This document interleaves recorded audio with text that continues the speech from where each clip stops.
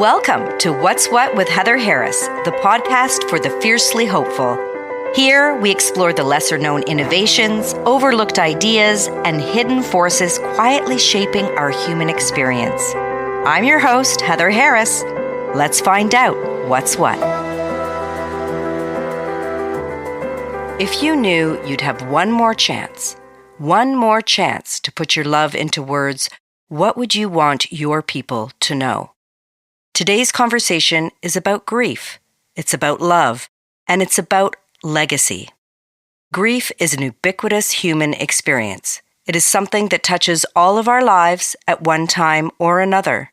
In fact, in a single year, well over 1 million Canadians can be newly grieving the loss of a loved one. So the question becomes, how do we love people well, now, and also after we are gone? That's where today's guest comes in. Rabbi Steve Leder is the senior rabbi of Wilshire Boulevard Temple in Los Angeles. He is not only the author of 5 books, but Newsweek magazine twice has named him one of the 10 most influential rabbis in America. Today, we'll be discussing his latest book, For You When I Am Gone, 12 Essential Questions to Tell a Life Story. This is a beautifully structured guide to writing what's known as an ethical will. This is not a legal document, as you may think, and it does not discuss money or assets. It is rather a small but important legacy that shares your values, your stories, your blessings, and maybe most importantly, your voice. This matters because so many of us postpone these conversations. People put off planning for their eventual departure from this earth. In fact, the Angus Reid Institute has reported that here in Canada, only half of Canadian adults say they even have a will. But what does it really mean to prepare for our own passing? We will be exploring why asking the right questions now can bring clarity, peace, and connection in this life and for those we leave behind. One quick note before we begin. This episode includes themes of death, grief, and end-of-life planning, so please take care while listening, and feel free to pause and come back whenever you're ready. And now, for our conversation with Rabbi Steve Leder. Welcome, Rabbi Leder. It is such a great honor having you here today on my show. I'm honored to be with you, Heather. We've already had a great little chat, so chat. Yeah, we're going to have a lot of fun today, I think. Okay, I'm ready to roll. You've already got me laughing, so we're going to have a good time. Okay, so a little bit about you. You have led a life in service of others, 37 years as rabbi in California. Almost 38, actually. Almost 38. I started at Wilshire Boulevard Temple, Los Angeles on July 15th, 1987. Wow. So I'm almost at 39 years, actually, starting my 39th year. That's hard remarkable. Hard to believe. It is hard to believe, and it's a huge leadership role, right? It's a big job, and in that job, you encounter people in some of the most abject moments of grief and loss in their lives, which is probably what informed or motivated this book that you wrote, For You When I Am Gone. Yes, without a doubt. Without a doubt. Thank you so much. It was one of the most beautiful books I just mentioned to you that I have read. It really made me think, and I can't wait to share this with my listeners. In it, you say that everybody should know how deeply loved they are. And one way you suggest doing that is that we write an ethical will, which is a term I had never heard before picking up this book. So can you tell me a little bit about what that is? Sure. An ethical will. Well, let me back up and give you the larger context about why I think it's so important, and then it'll become sort of obvious what an ethical will is. When you think about most people's final words to the people they love most in the world, the last thing your loved ones hear from you, most often it is a document, a legalese document written by someone who barely knew you, and it is entirely about who gets what and when and how much. Mm-hmm. That is most people's final word to the people they love most. It's What a all about shame. it. Yes, it's all about stuff. In an Yeah. earlier book, I wrote a chapter, I entitled a chapter, Nobody Wants Your Crap. And the double entendre is intention. You know, one of the most difficult visual memories of my father's death and being there through all of that was when my mother turned to me and said, Stephen, honey, Dad's things are all down in the basement and you should go take a look and see if there's anything you want. So I go down to the basement and my dad's stuff is just in a pile on the floor. Mm-hmm. Nobody wanted it.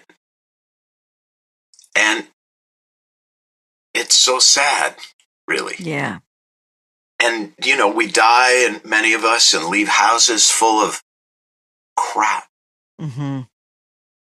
Let me tell you something, Heather. Your kids, they don't want your paperweight collection or your fountain pen collection or, you know, the statue in the yard. They don't want it. Yeah. My house is already a public storage unit for my kids. They already have their own stuff they don't have room for, right? Yeah, mine too. Yep. Yeah. So we kind of fool ourselves into believing that this last word is adequate and is actually bequeathing to our children and our loved ones what matters. And it's a huge mistake. So Jews since the 11th century, which would be 1,000 years now, have been creating what we call an ethical will. Now, another way to think about this is a legacy letter. That makes more sense, frankly, in terms of a descriptor. So what is that? It started out initially in medieval France and Italy, in the Jewish communities there. And what it started out as was a letter from a father to a son, while the father was alive, about the values that father wished to bequeath to his son. Mm-hmm. The non-material legacy we all provide, good and bad, for our loved ones. We leave a legacy within them, both biologically in terms of our DNA, but also within their hearts and souls. And it's that legacy, that bequest, that is almost never articulated. I sit down with families and I have to ask them to guess what their loved one would say. And so this morphed, this evolved beyond father to son to daughter, mother to son to daughter. And it grew into a very elaborate and moving genre of literature. Yes. And I saw an opportunity to bring this idea to a far wider audience. And, you know, there aren't that many Jews in America. This book became a bestseller, not because, not because of all the Jews in America who bought it. It became a bestseller because, frankly, it really resonated with people who we do want to tell our story. We do want our story to be known. And we just don't know how. And we just don't have a guide, and we just don't take the time to do it. So the book came about really from so many years of sitting with families. By the time I wrote this book, I had officiated at least 1,000 funerals, no hyperbole. So it is the distillate of sitting with 1,000 families and asking them about this person's life, their story. Mm-hmm. And there's an art to teasing that story out of the people in that room. Yeah. I'll explain what I mean by that. So the book is basically, it's called For You When I Am Gone, 12 Questions to Tell a Life Story.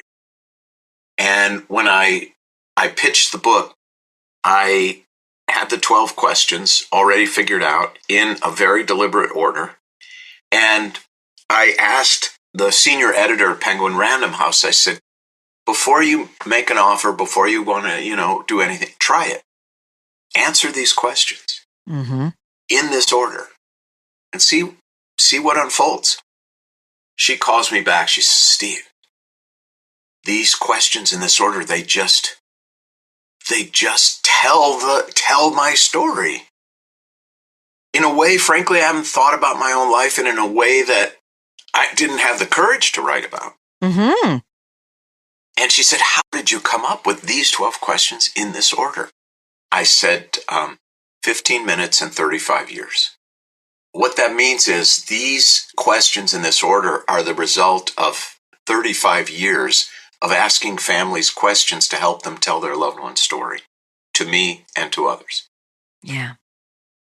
And you learn a lot. You would learn a lot. By ordering these questions, refining these questions, to get to the point where they are in the right order and they are the right questions to really help get to the truth of a person's life, not the facts. You know, when I taught at the rabbinical seminary, the first thing when we got to the section about writing eulogies, the first thing I would write on the board is an obituary is the facts. A eulogy is the truths. Yeah. They're not the same thing. They're not the same thing. If I tell you my name is Stephen Zane Leder, I was born in St. Louis Park, Minnesota on June 3rd, 1960, what do you know about me? Very little. Mm-hmm. That's an obituary.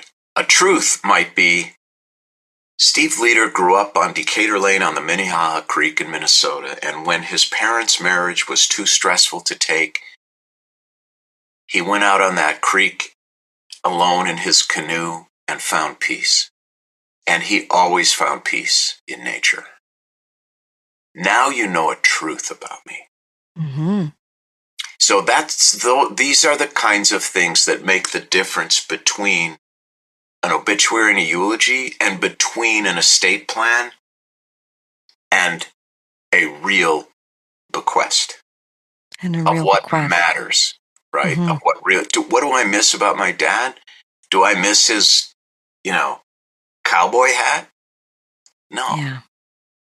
I miss how funny he was, and I miss how honest he was, brutally honest. I don't miss the brutal part, but I appreciate it. Yeah. And I miss his smile. And I miss the way he loved to steal fruit off of other people's trees, That's hilarious. And looking at me and saying, what? If it falls, somebody could trip, Yeah. He says, I'm a giver. Oh, I like your dad. I like your dad. The best. And so yeah. That's what I miss. Yeah. And no material thing really helps me hold on to that.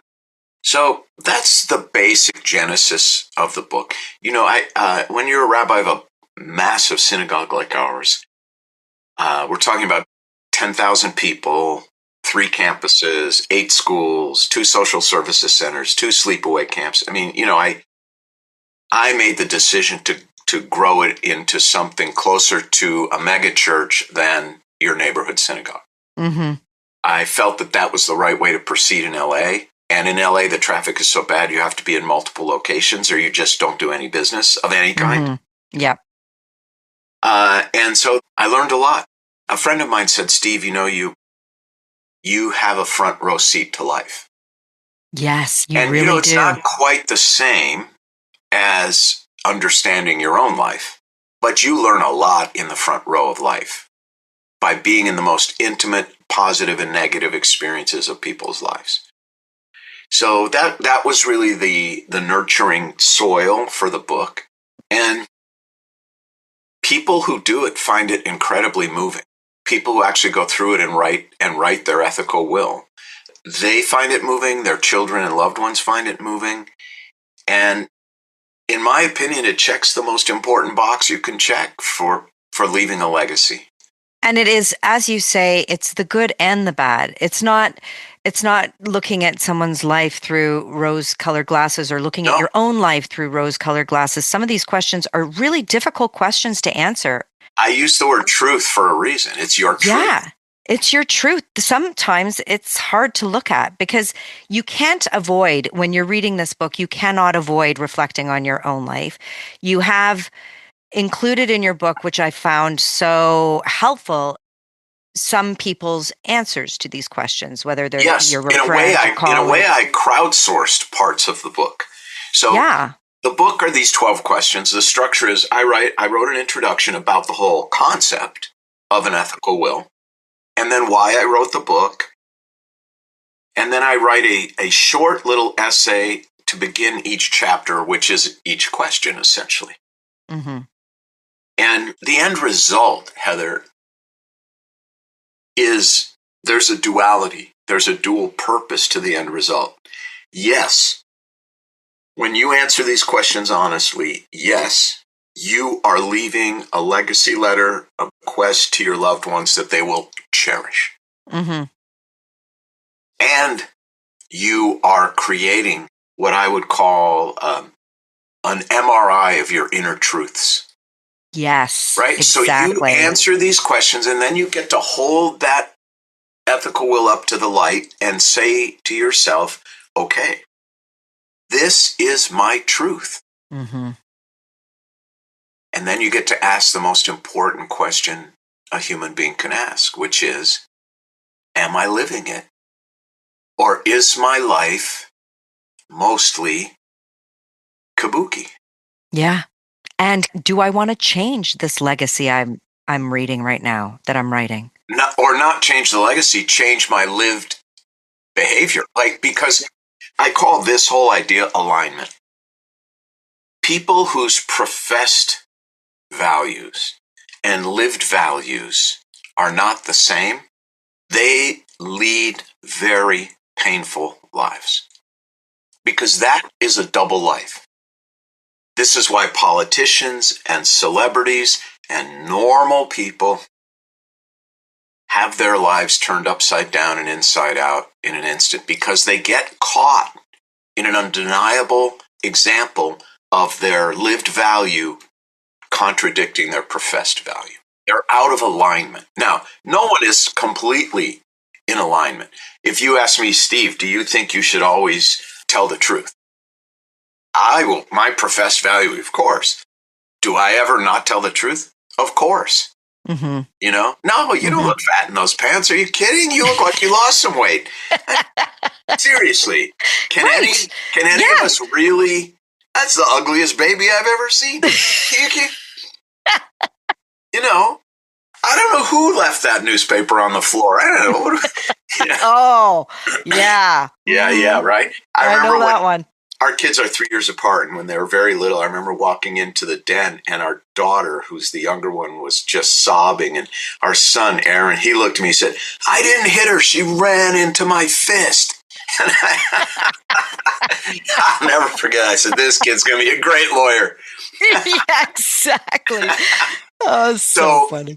You know, are we all aligned all the time? Never. It's impossible. Human beings are imperfect by design. Right. But the more we are aligned, the more peace we have in our lives. Mm-hmm. It's something to strive for. That's right. And so this is an opportunity for the living, not just the survivors, not just the ancestors, descendants, etc. This is an opportunity to realign. Oh my goodness, I just said in my ethical will to my children, they should always be kind to each other and welcome in each other's homes. And my two kids are at each other's throats, and I've done nothing to try to remedy that. Or, even worse, I'm telling my kids to be good and kind and welcome in each other's homes, and I haven't called my own sister for 3 years? Yeah. Really? These are these alignment opportunities that are revealed through this process of creating an ethical will. It really shines a light on those disconnects. It's your story. That's right. And I've seen that people are afraid to tell their story sometimes because they think it means they're going to die. Really? Yes. That's part of why people are hesitant to create these ethical wills. It means I have to deal with the issue of my children and my death, my finitude, my weaknesses, my unfulfilled dreams and aspirations. You know, it's hard. It's hard work. It's hard. It's hard. But People often have said to me over the years, Steve, how did you do your job? How did you sit through, 1,000 conversations with heartbroken families Mm-hmm. and officiated 1,000 funerals with weeping and wailing and moaning and tears? How do you sit with these families? And I give them two honest answers. The first is I'm a rescuer by nature. Mm-hmm. I want to comfort people. I want to show up for people. I always have. Mm-hmm. But the second reason, is every person's life is amazing if you ask the right questions. If you ask the right questions. Yeah. To reflect on them, it's really quite interesting how there is a very specific order. It does make you think in a very, very sort of prescribed way. And you start and non-linear. with... And non-linear. It's interesting. A couple of weeks ago, I was at a Lutheran seminary for a day-long workshop on how to do what we call an intake, which is that conversation with the family, and then how to construct eulogies under different circumstances.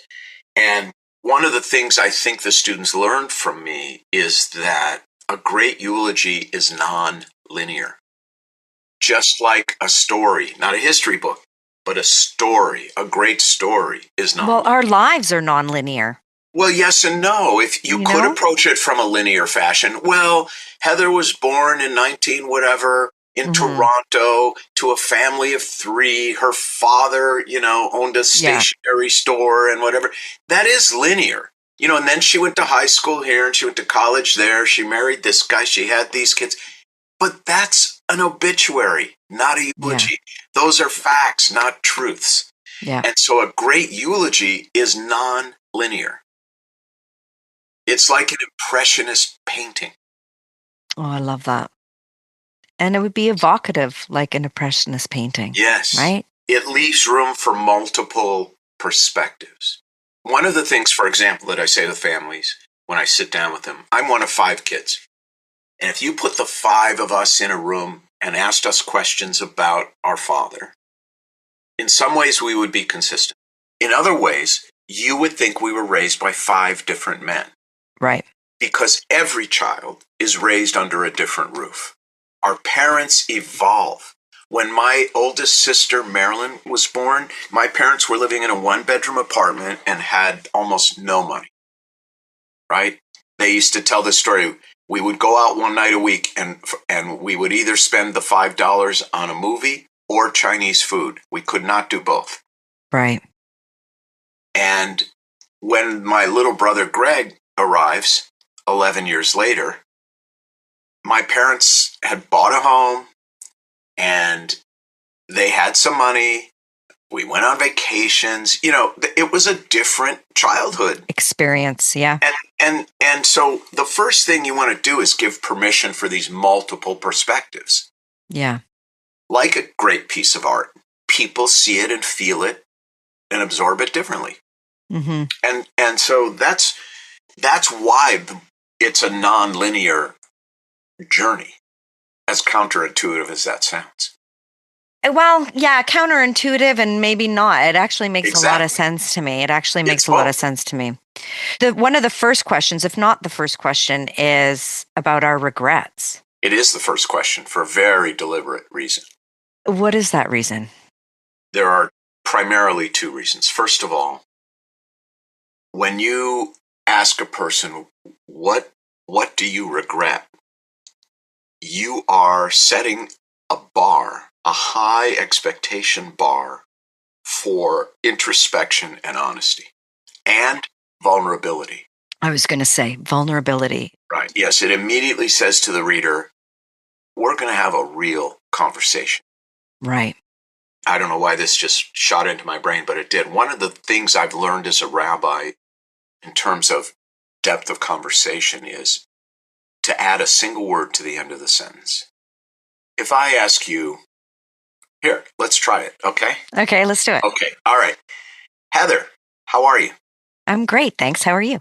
Okay, now I'm going to ask you another question. Okay. Heather, how are you? Really? Yeah, well, that makes you think. Tell me. I'm tired. and overwhelmed preparing for the holidays. And now we're having a real conversation. Yeah. With the addition of a single word. Yeah. It's permission to open up. It's permission to open up. And that is why this question led off. Correct. All 12, because it becomes progressively more difficult, really, even in the lighter, happier, and I'm using air quotes here, questions. They're all still they're heavy, demanding. Yeah, they're very, very demanding questions. Yeah, because if this isn't a real conversation, what's the point? What are we doing?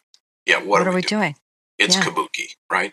Yeah. And the interesting thing, now that's the first reason, is to just set the right tone for the entire conversation. The second reason is, what I have found over the years is what most people regret most is not something they've done. It's something they haven't done. It's the thing they didn't do. Yeah. And, in religious terms, there are two types of sins.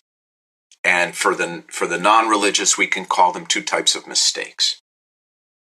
Mistakes of commission, the things we do, and mistakes of omission, the things we failed to do. The call we didn't make, the time we didn't show up, the girl we didn't run away with, the opportunity we missed to be somewhere for one of our kids, whatever. It's the sins and the mistakes of omission that haunt us the most. And that's a common denominator of the human experience. So we have an opportunity then, through this book, when you answer that single question honestly, ideally, it causes you to change your own life. And you know what? The thing I'm writing about is something I could have and should have done. I'm not going to let that happen to me again. Now's the time.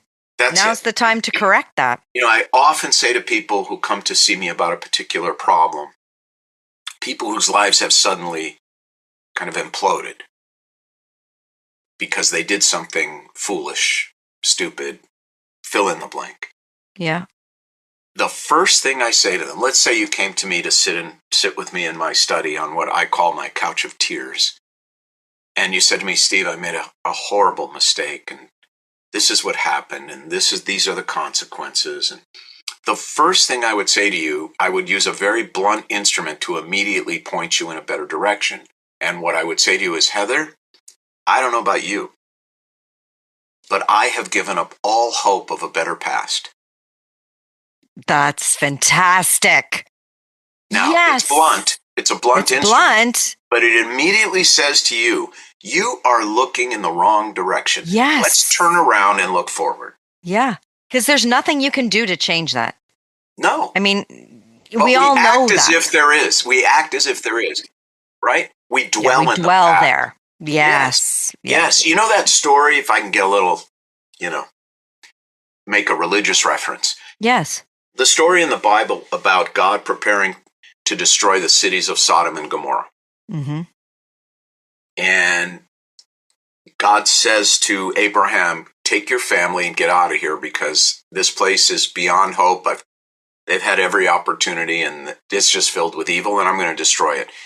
And when you're fleeing, whatever you do, don't look back. So they flee the city. The fire's raining. This is all a myth, of course. It's not a history book, the Bible. The fire's raining down upon these wicked cities. And Abraham's niece, his nephew Lot's wife, turns around and looks back. And the Bible says she turns into a pillar of salt. A pillar of salt. I never understood that.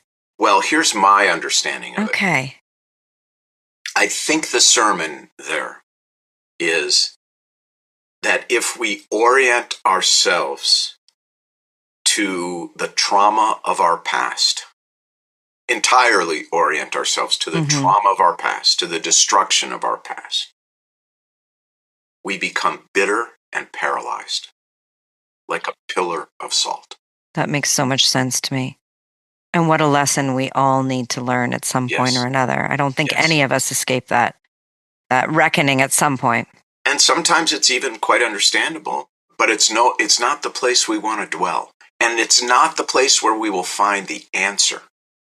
Mm-hmm. You know, this Santayana is saying, those who forget history are doomed to repeat it. Right. Which is true. Yes. But there is an equally true notion, fact, that those who only remember history are also doomed to repeat it. Yeah. And aren't we seeing examples of both? Yes. In this world today? Yes. Yes. Yeah, that really So stands this out. idea of looking back and at regrets is really not about the past. It's about your own future. How to have a better future. How to have a better future. Because you can't have a better past. Yeah, exactly. It's done. Yeah, it's dusted. It's, so it's written obvious, in the books. Right? Yeah. It's so obvious and yet so easy to fall into that trap. Yeah. Of living among the ruins of your past. Why do we do that? Why do we perseverate on our past like that? Why can't we move on? Well, I think it has something to do with the dynamics of mental health. Okay. You know, and I'll be very transparent. I didn't think that we were going to go in this direction, but I would like to and you can edit it out or not, but I'm happy to go wherever we want to go. Well, I just want to give you a real answer. Yeah, I appreciate that. We do that. So I have gone public. I even went on the Today Show and said this in front of millions of people. I suffer from an underlying anxiety disorder, which I kept at bay my entire life. I kept it in the basement of my psyche with the door locked my entire life by working all the time. Right. And then about 5-6 years ago, after shepherding a massive congregation through COVID, not just a congregation, a school system with all those anxious parents and vaccine, no vaccine, open, don't open, mask, no mask, to 2-year-olds need a mask, close our schools down for how long and how far are we going to go with it? You know, it was just a lot. And then, without getting into detail, it became public that I helped a lifelong friend out of a very difficult situation. And I didn't excuse him, I helped him. And many people felt that he didn't deserve your help. Okay. And I knew I was doing the right thing. But nevertheless, when it became public, people I'd known my entire career, people I loved and who said they loved me, turned on me. Oh. And I was fearful that I was going to be canceled by the community I built. And I was petrified. Of course. And what that did was it flung the basement door of my psyche open and the demons rushed out. And I had to get help because I was paralyzed. Yeah. And I did, and it saved my life. I'm being dramatic. It didn't save my life. I wasn't, suicidal, but it gave me a much better life. And to the point, basically I got into therapy with a psychiatrist. I started taking Zoloft. Yeah. And after about 8 weeks, I bumped into someone and they said, "Steve, how you doing?" I said, "Great." And then I thought, "Great? Who is that guy?" When have I ever been great? Because you meant it. Because you actually meant it. Yeah, when have I ever been great? That's always been bullshit. You were becoming free. Yeah. Yeah. And so to answer your question, why do we do this? Yeah. Because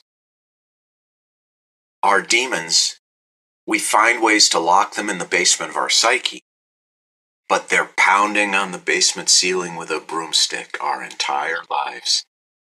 We're trying to protect ourselves, but we really can't. They're always there. And not only are they always there, they're the puppeteer and we're the puppet. And unless you're willing to get down in that basement or open that basement door and let them out and take it on, then those demons will continue to animate your life. You become the puppet. They are the puppeteer. Yeah. And that's my honest answer to your question. And it's an answer based on my own life and obviously being a witness to the lives of many others. If you're not willing to go down in the basement of your psyche and work at it and stare at it and wrestle with it, then the basement is going to dominate you, whether you're conscious of it or not. You really have to do the work. As hard as it is, you really have to do the work, but it's liberating. Exactly. I appreciate the honesty of that answer, and I think it will speak to a lot of people. I think it's a very human experience, right? We all have the demons banging at the basement door. It is the quintessential human experience. Yeah. Because only human beings have the ability to remember the past, summon it into the present, and carry it with us into the future. No other creature on earth does that. Yeah. Okay. And we have a choice how we carry it. Well, that's the point. That's the whole point. That's the whole point. Neurobiologists call this homo duplex. Okay. That human beings can live on more than one level or in more than one time frame. Right. Human beings can live in past, present, and future. No other creature can do that. Yeah. And no other creature is aware of its own finitude.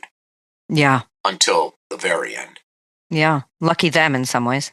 No teenage dog, dog in its middle years, is thinking about what do I want to be and what kind of life do I want to have going forward. Right. What legacy do I want to leave? Right. Yeah. Human beings have this unique ability, and you said, and yes, it's difficult and it's liberating. It's a blessing and it's a curse. Very much like memory. This is in the book prior to the one we're discussing today. And I talk of, there's a chapter on the duality of memory. Clergy are full of all this bullshit about memories. Like, may her memory be a blessing. She'll always live on in your memory. Yes, It's true. Memory is a blessing. It's beautiful. But it is equally true that memory is a curse. And it's ugly. And it really, really hurts. And anyone who is grieving understands that. Yeah. I want to think about her. I don't want to think about her. But it's so painful. I want to talk about her. I don't want to talk about her at all. Yeah. She was so beautiful and so kind, except those times when she was ugly and cruel. Yeah, it can be very difficult. It is beautiful and it is painful. I say in the book, it's like being caressed and spat on at the same time. That's memory. That's memory. I've never even thought of it that way. But it's so true. And it's so difficult, for example, like you just kind of touched on it, when someone passes and you've had a very complex relationship with them. That's right. Or a painful relationship with them, whether it's a parent or a spouse or whatever. Get this. How you grieve. Well, so I'll tell you a little surprise I had. In the book, again, before For You and I Am Gone, I wrote a book called The Beauty of What Remains. And it's a field guide for loss. Because people who are suffering loss feel lost. Oh, yeah. There's a reason why we use this word. Very disorienting. And so I wrote a field guide. Like, let me help you understand where you are and where you're going. In that book, I included about a 100-word paragraph about something that I thought might help a handful of people. So it was worth putting in. It was a paragraph about your very question. What about when the relationship is so filled with dissonance and conflict and pain? As an example, I get phone calls that go something like this. Steve, I need some advice. I've never had a good relationship with my mother. she's always been a narcissist and cold and withholding and always made us feel like we were the last thing on her to-do list. I mean, she's not a good mother, and it made me feel only poorly about myself. Mm-hmm. And so for about the past 10 years, we've just had no relationship with each other. I mean, I text her on her birthday and Mother's Day, but that's it. And you know what? Rabbi? It's better for both of us. Mm-hmm. But she's just been diagnosed with pancreatic cancer. She's got 3 to 6 months. And I'm going to go visit her and try and make things right, because I think I'm going to feel awful when she dies. Mm-hmm. To which I say, maybe. But I think you're far more likely to feel relieved. Yeah, the truth of that. And they look at me like, oh my God, how does the rabbi know? Yeah. Yes. Am I a horrible person? Horrible person. And when I say that to people, especially, I'm fully aware of the duality of my role. I'm Steve, but I'm also a religious figurehead for people. Mm-hmm. I'm a symbol of something. Mm-hmm. I'm not just a person. Right. I'm a walking symbol. And they want my imprimatur mm-hmm. on their feelings. Mm-hmm. And when they hear the rabbi say, no, you're going to feel relieved, more likely you feel relieved, and that's how any person in your situation would feel.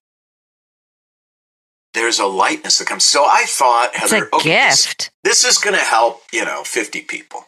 Yeah. It's worth it. When I do the book tour circuit and all the talk shows and all that stuff, that's what people wanted to talk about, because that resonated with tens of thousands of people. Well, it's a common experience, but there's so much guilt there. That's you right. think, I only have this amount of time. It's on me to rectify the relationship. Otherwise, and it's fear of the future, right? You're going to feel guilty. Yeah. And by the way, one of the truths about death and dying is, both for the person who is dying and the loved ones, none of it gives anyone a new personality. Forget it. That's a fantasy. Oh, I'm going to go back and see my mom. We're going to reconcile. It's going to be great. We're going to laugh. We're going to cry. We're going to hug her. No, you're not. She's going to be narcissistic, cold and withholding and frustrating. And that's what you're going to experience. Death, dying, loss, grief doesn't give anyone a new personality. It really does not. It just makes everyone more so. Yeah. Yeah, that's like a Hallmark movie, thinking that someone's going to, on their deathbed become a wholesome, loving, giving person. Or their family is. Or their family is, yeah. Right? So, yeah. This also means that people die the way they live. Mm-hmm. If you have a loving, warm, functional, funny, feeding, hugging, fantastic family in life, that's what you're going to encounter in death. Right. Right? Yeah. Makes sense. And the opposite is also true. If you have a dysfunctional, bickering, nasty, jealous, vibe in your family, in life, it's going to be more so in death. Yeah. And when I say this to people, rather than feeling, oh my goodness, the rabbi's being so unkind and without hope, I'm managing their expectations in a way that protects them.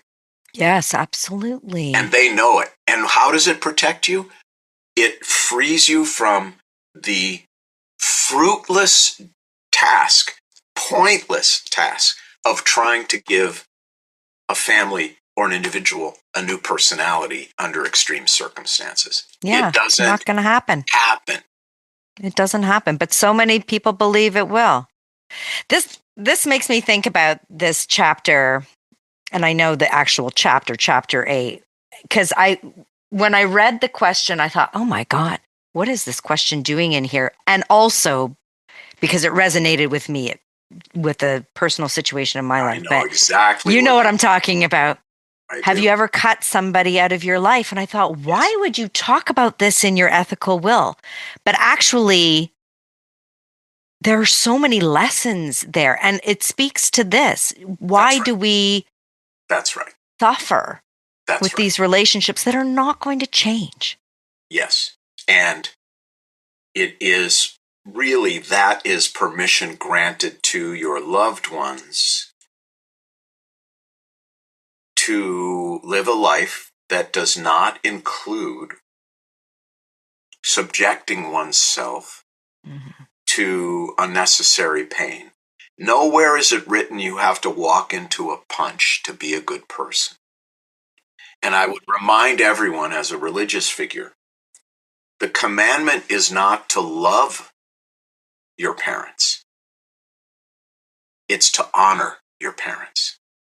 You cannot mandate, you cannot legislate love. Yeah.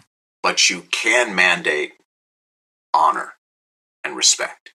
So people come to me and say, Steve, I grew up with an abusive father. How am I supposed to be a religious person when the commandments, the 10 commandments, one of them says to love your father and your mother? Mm-hmm. And I just fortunately can say to them, well, that's not what it says. It says honor them. And the way you do that is you lead an honorable life. It does not mean you have to keep walking into punches. Yeah. It means that you need to lead an honorable life because that sheds honor upon your family. Okay, that's an important distinction to make because you feel that you have to do that in person. You have to give of yourself, to honor and to respect and to love your parents. But you don't. You don't have to. And by the way, imagine, you have this dysfunctional parent, whatever, and what they hear about you is only positive. Your Steve Leder's dad? Oh, you have no idea what he did for me and my family. Now, my dad may have been an asshole and I haven't talked to him in 15 years, but that's what I want him to hear about me. Absolutely. That's honor. Yeah. Oh, I love that perspective. That's kind of how I see it. And there are many misconceptions about some of these religious mandates because people don't read the text carefully. Another example, and we don't need to get into geopolitics now, but people call me and say, Steve, I understand why Israel is doing what it's doing, but doesn't the Bible say, thou shalt not kill? Isn't that one of the 10 commandments? I say, no, it's not. It says, thou shalt not murder. And what's the distinction? And murder are not two different things. If they were the same thing, they would be the same word. And they're not. Why do we have two different words, kill and murder? Because they're different. Murder is unprovoked, premeditated slaughtering of another person or persons. Killing is done as a result of murder. Killing is done in defense, or killing is done prophylactically to prevent murder. We, in our society, we give people permission to kill.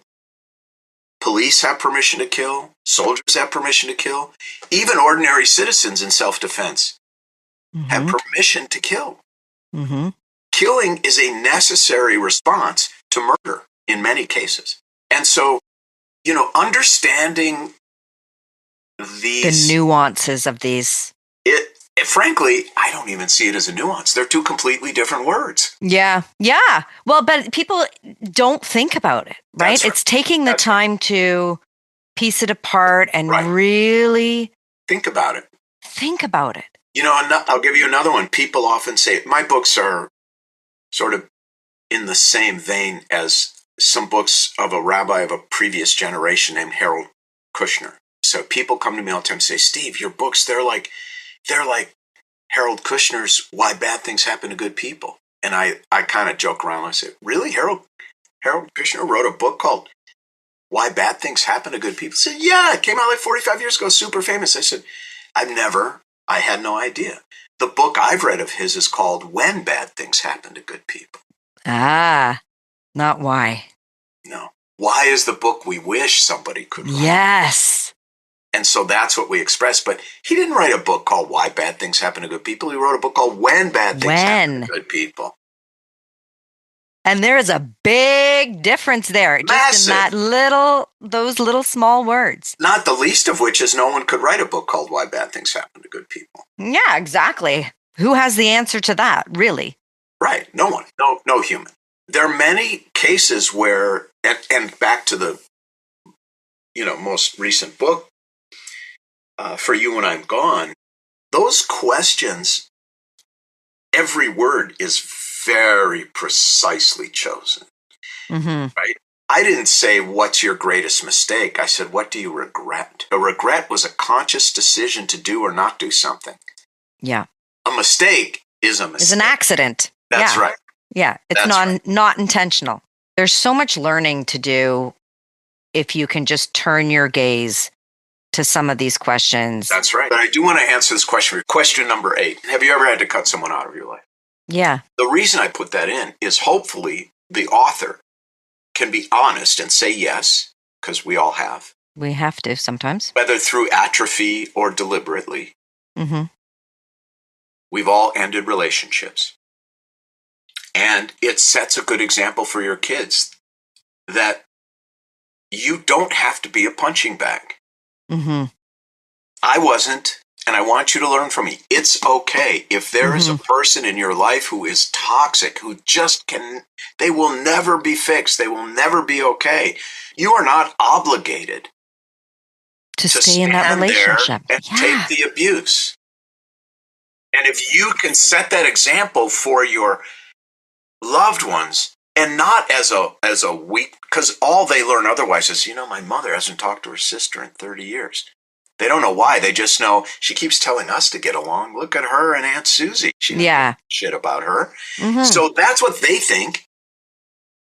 And you have the opportunity to guide and say, provide the context. Yes, and make peace when you can, but you will come across someone in your life who cannot be fixed. They're too demanding, they're too toxic, they're too painful for you to be around. Cut them out. Mm-hmm. It's a lesson that I wish I learned personally at a much younger age. I wish somebody had said to me, you don't need to stay. You don't owe anybody your suffering. Right. You don't, like as you say, you don't need to walk into the punches. You can remove yourself from those situations. That's right. Without guilt, without fear. Correct. Right? Without self-condemnation, which I think we we're tend to lean towards. Right? Yeah. All good at that. Yeah. One of the experiences that I enjoyed, I don't know if enjoyed is the word, but that resonated with me when I was reading this book was writing my own epitaph. And you're really trying to distill your whole lived experience, whatever wisdom you want to share, into like a tweet. Yeah. Into a tweet. Not that I tweet. Okay. No, but yeah, into 7 words. Yeah. For me, it came very, very easily, but I know for others who have passed in my life, they've thought about it for years. I think it comes easily to most, but living in alignment with it is what's difficult. Let me explain. Right. Okay. So I spent a lot of time in cemeteries. Yeah. And it is, honestly, it is never lost on me. It occurs to me every time I'm there walking through the cemetery that despite the fact we're all unique individuals leading unique lives with unique experiences, there's a remarkable commonality of epitaphs in the cemetery. They almost all say the same thing. Loving husband, father, grandfather, friend, uncle, whatever. Loving mother, wife, grandmother, sister. That's what there are outliers, and some of them are funny. But I love the outliers, yeah. Generally speaking, there are common denominators to all of them. And yet, why did I put that question in? I knew what most people were going to say. Yeah. Loving whatever, because that's what everyone says they want their It's your go-to. Yeah. Well, it's what people aspire to. Yeah. Or at least Yes. want to be perceived as having aspired to. There's the point of it right there. Of course. It's That's how right. we want to be perceived. Right, it's optics. Yeah. But by getting that down on paper, then you get to ask yourself that question. Well, I say that this is how I want to be remembered, Mm-hmm. but Is that my reality? yeah, am I Is that my living that truth? way? Am I really a great, loving wife, mother, grandmother, sister, friend? Am I? Or should it say something else like my GPA and where my grandchildren went to college or whatever? Yeah. all four Ivy League. Nobody Oh my says gosh. that. It's So not your funny. resume. It's not your net worth. It's not your grandchild's GPA. It's not your zip code. That is not what people aspire to have as their epitaph, but they live as if it is what they aspire to have as their epitaph. And again, this is another alignment opportunity. Mm-hmm. And because when you are forced to distill a person's life down to 15 characters per line and a total of 3 lines, that's half a tweet, Heather. It is half a tweet. Okay. I mean, you don't have a lot of wiggle room there. That's 45 characters. Yeah. It's a handful of words. You are engaged in a very powerful act of essentialism. You are stripping the meaning of life down to 45 characters. Mm-hmm. And that is a very powerful exercise. It For all is of us. so powerful. It's why I really wanted to ask you about this question, because why is it so powerful? Because I love cemeteries. I have a local one that I walk in every day, and I love reading epitaphs. I love history, and you get a little glimpse of that life lived, right? Every person's story is amazing. Yes. Yeah.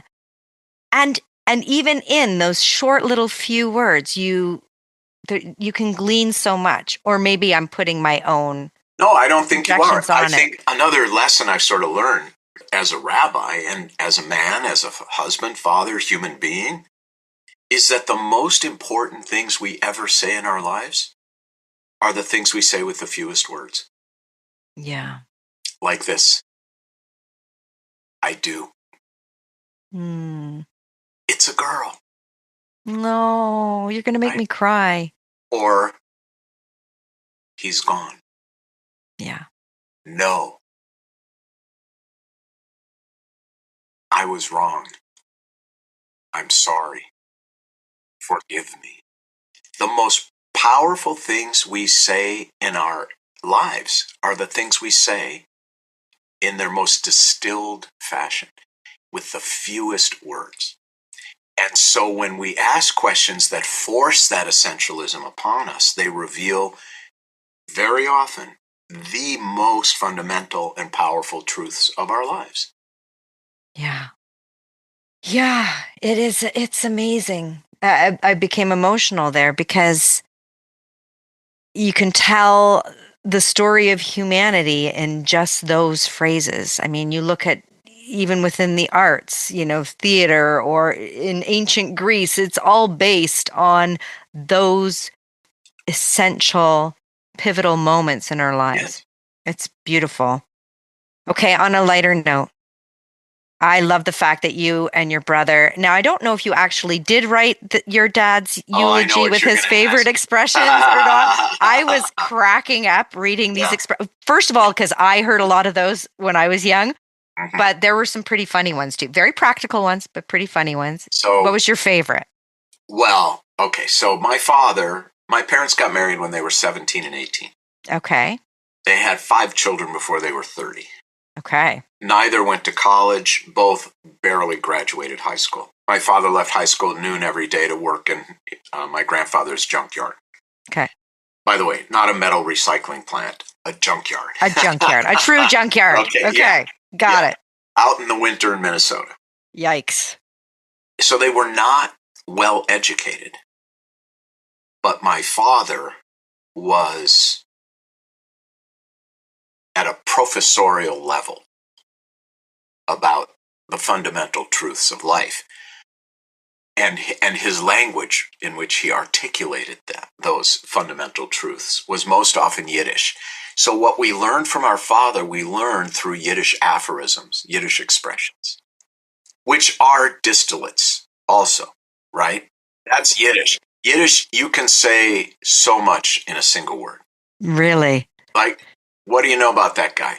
He's a putz. It says it all. It says it all. It says it all. Says it all. Right? Right? Yes. So, schlepper. Yeah. It says everything. Yeah. Or very expressive language. Yes. Tell me about that guy. He's a total mensch. Mm-hmm. Says it all. Mm-hmm. So that's how I grew up. I grew up being taught about life by my father through these very simple, often double entendres, Yiddish expressions. Because my dad also, almost everything he said was a double entendre and filthy dirty. But so funny. Yeah, that was him. And so my brother and I came up with this idea. We said, when Dad dies, we're going to give the whole eulogy. It's going to be just a string of Yiddish expressions. Lenny Leder's top 10 truths. Right. I love it. But my brother he didn't want to do it at the end. So it was on me to write the eulogy. It was like, Steve, you're the professional. You do it. Yeah, okay? You do it. I'll handle I'll handle the blintzes for the shiva. Okay, but you write the eulogy. So I wrote the eulogy, and I did include many of them. As long as we're being candid here, I'll tell you one of my favorites about my dad's, because it's such an obvious double entendre also. Okay, which give it always to me. Makes me smile. Okay. So when this actually, I remember from my last really fully lucid conversation with my dad, when he could still really, he had Alzheimer's for 10 years, for people who don't know. So the last conversation I had with him, where conversation was and comprehension were relatively normal and easy, because thinking things through and articulating them became difficult. Too challenging, yeah. And then it became impossible. He didn't really talk for the last 2 years of his life. So I'm sitting with my parents at their condo in Palm Springs. We're sitting around that little Formica table in the kitchen where they drank tea and played Rummikub, most of my childhood. And my dad said, "How's work going?" And I was in the middle of a massive fundraising project at the time. I had to raise about $125 million after having raised a couple hundred all around. It was really hard. Mm-hmm. The worst 5 years of my life from a, work standpoint. Mm-hmm. And I said, I don't know if I can raise the money. It's a very audacious goal. Mm-hmm. And my dad looked at me and he said, "As mestuptes geht es," which means in Yiddish, if you push, it goes.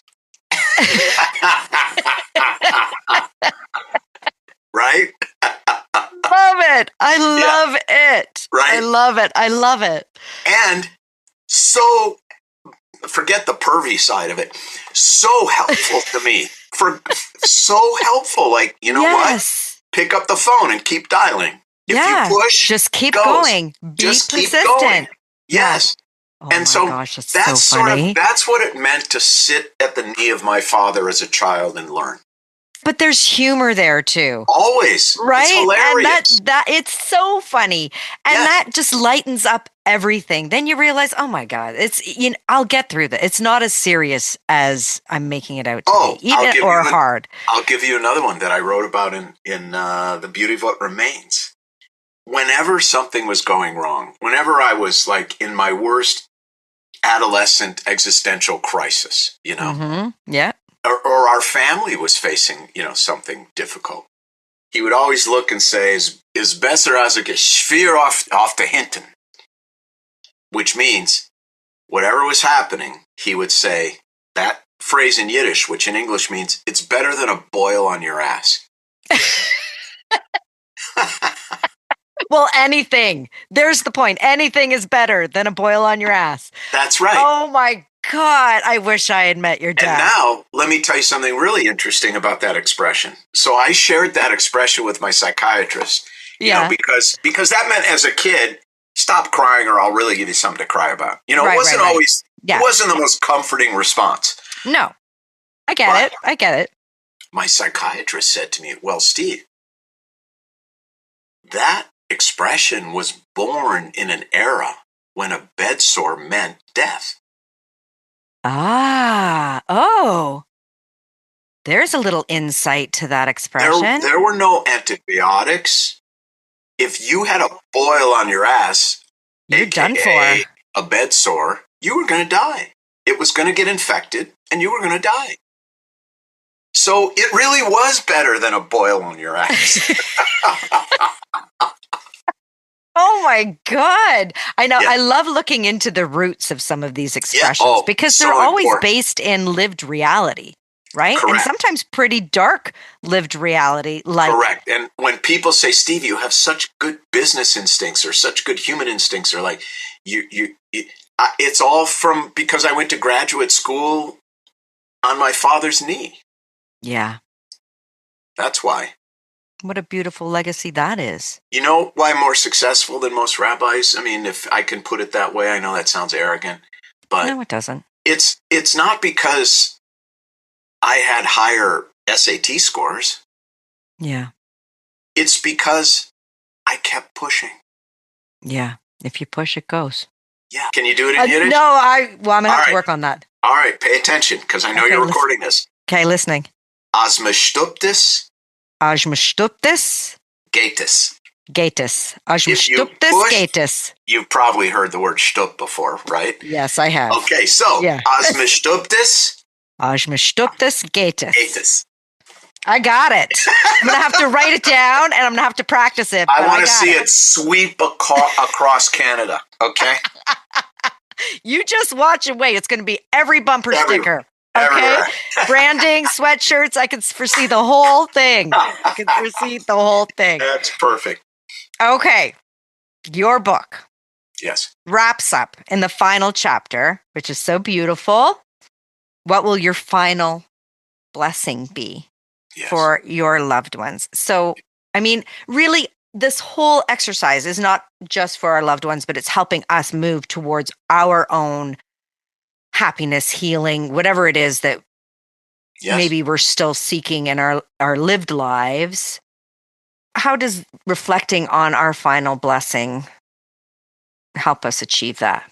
Well, it comes from what is always my final question in that intake.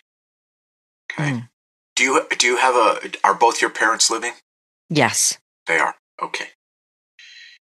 Do you have memories of your grandparents? Yes. Good memories, like you knew them well and good and bad, etc. Okay. Yes, yeah. All of the above. So if you were in the intake with me to prepare for your grandfather's funeral, choose your grandfather in your mind. Okay. My last question for you and your family would be, listen, what was his name? First name? His Ron. Ron. What did you call him? What did you call him? Papa. Okay, good. So I would say to you, Heather, let's assume that your papa was listening to this entire 2-hour conversation about him, his life, all of you, your family. Let's assume that he was actually here. In a way, he has been here. We've brought him alive. But I mean hiding behind that couch you're sitting on, literally here. He's right here. Yeah. Okay? And then we end, and I'm in my car driving back home, and my phone rings, and it's your papa. And he says to me, listen, Rabbi, you didn't know me. I loved what the kids had to say. It was all beautiful. I don't, even the hard parts, I don't dispute a single word of it, Rabbi. But this is what I want you to say to my family and their friends and their loved ones and my loved ones who will be there tomorrow. This is what I want you to say for me. Mm-hmm. In other words, Heather, if your papa could get up there tomorrow, stand up there and look out at you and say something, what do you think it would be? Oh, I know what it would be. What would it be? It would be that he was a firm believer that we all come from love and we all go to love. And that was his abiding philosophy And so in what life. would his message, given that belief, what do you think his message literally would be? He would stand up there, look at you and say what? Live in love. Live in love.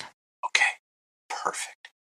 And that's why I asked the question, because that's the imperative of his life that I hope you will carry with you forever. That's why I ask. And so rather than let your granddaughter Heather guess, Mm-hmm. Yeah. let's tell her. Let's write it down. What a gift. Think of the beauty of what you just walked away with because I asked you to answer that question. It's a beautiful exercise for me to think of, but as I think of the legacy I want to leave, Yes. what is the most salient message I want my loved ones to live by, abide by, know about me, whatever it is? Yeah. Yeah. That's your opportunity right there. And sometimes the answer is heavy and sometimes it isn't. Sometimes the answer is, what would he say if he could say, fuck Trump? You know, like, right? Or that might be mine. Yeah. Or, oh, I know exactly what he'd say, Rabbi. Let's eat. Yeah. And it is what he would say. Yeah. And it's all good. Anything goes. It's right? all good. I've said how much I've truly, truly loved this book. I have loved this conversation. I cannot wait to read every word you've written. Oh, thank you. Is there anything that you have left out of your work, little pearls of wisdom that you want to share, or anything you want to emphasize before we wrap things up? Well, I'm sure that I've left I have more books within me for sure. There's much I haven't said. Good to hear. And that will come. One of the things I've learned is it's kind of like my daughter tells me. I have a 33-year-old daughter who dates, and she said, if you don't feel it, you just can't go down that road. And so I know that I cannot force a book out of myself. No. The book has to come to me. And then I can torturously pull it out of my heart and soul. Right. But until it comes to me, there's no sense chasing after it. You can't force it. So I don't know what it's going to be yet. Okay. But I do know it will be. And listen, is there a final, like if you're asking me, like what is your final epitaph or whatever? Yeah. Well, I have written about this in a way, but I think it's a good answer to your question. If some genie appeared to me and said, Steve, I will grant you any wish, whatever you want, $billions or cure cancer, you name it, it's yours. The single thing I think that will save us all is empathy. Yes. So if I have a final anything to say, it is that without empathy, love dies. Yeah, we're lost. We're lost. If we cannot feel the pain of another, we're doomed. That would be my wish for the world. Empathy. Empathy. Can you see the humanity in the other? In every human being. In every way. Yeah. Despite contrived divisions. Empathy is the answer. People behave badly because they're wounded. Yeah.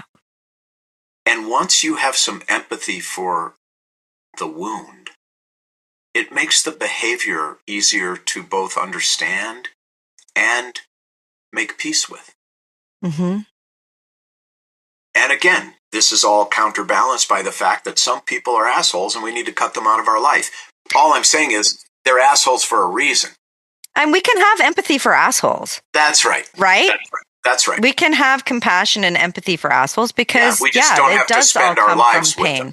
Yeah. No. But so I really do believe that recognizing the humanity in another, that is how we will survive, evolve, and thrive as human beings. Without it, love and people die by the millions. So, let's take that lesson to heart. I'll close with a little religious insight for you too. The ninth plague of the Passover story, the Jewish liberation story, and frankly, the Christian liberation story, it's fundamental in most Black churches. The ninth plague is the plague of darkness. And so the sages ask, well, what was this darkness exactly? Was it like a 24-hour night? Was it a solar eclipse? Was it what was it? Mm-hmm. And there's a lot of conversation about it, which I won't bore you with. But the punchline, the end of the story is they conclude that, I'll quote, "It was so dark that no one could get out from underneath themselves. No one could move from their own perspective." Meaning, it was so dark that the ancient Egyptians and the ancient Israelites could not see the humanity in the other. And that led to disaster. Because how is it that evil metastasizes? It metastasizes first by dehumanizing human beings. Mm-hmm. By othering. Mm-hmm. By treating the cashier like a robotic machine and not a person. Mm-hmm. By first demonizing Jews. Mm-hmm. Next, taking away their rights. Next, rounding them up. Taking away their personal belongings. Mm-hmm. Putting them all in the same uniform. Yeah. Shaving their heads. Taking away their names and tattooing numbers on their arms. And it is only after that process of dehumanization, of objectification, that mass murder is possible. Yeah, because they've been completely dehumanized, othered. Correct. And empathy is gone. And it's so vicious and pernicious that we ourselves begin to adopt the language of the dehumanizers. For example, Jews will say things like, 6 million Jews were exterminated during the Holocaust. No. You exterminate an insect. They were murdered. Yeah. They were massacred. So even the victim begins to adopt the language and the rhetoric of evil. Yeah. And for example, I had this with the New York Times a few days ago. On my Instagram post, I corrected their headline. Now we know 15 Jews were ultimately murdered on Bondi Beach in Australia. Yes. Yeah. What did the New York's headline say? 11 killed. And I crossed out killed and I wrote murdered. Mm-hmm. It goes back to what we were discussing earlier. Precisely. There is a very stark difference there. My final blessing to if I could stand up at my own funeral, I would say, go through life with the absolute most empathy you can summon for others and yourself. Yeah. I think you've lived that way, Rabbi Leder. I've tried. You lead with empathy and you're living with empathy. I've tried.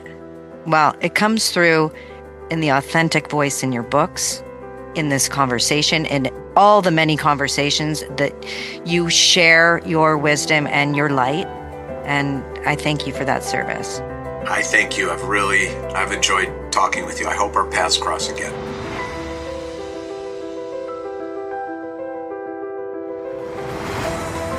Thank you for joining me on What's What with Heather Harris. If you enjoyed this conversation, please follow, rate, and share the show. It helps others find their way here, because the more the merrier. The future is something that we influence and imagine together.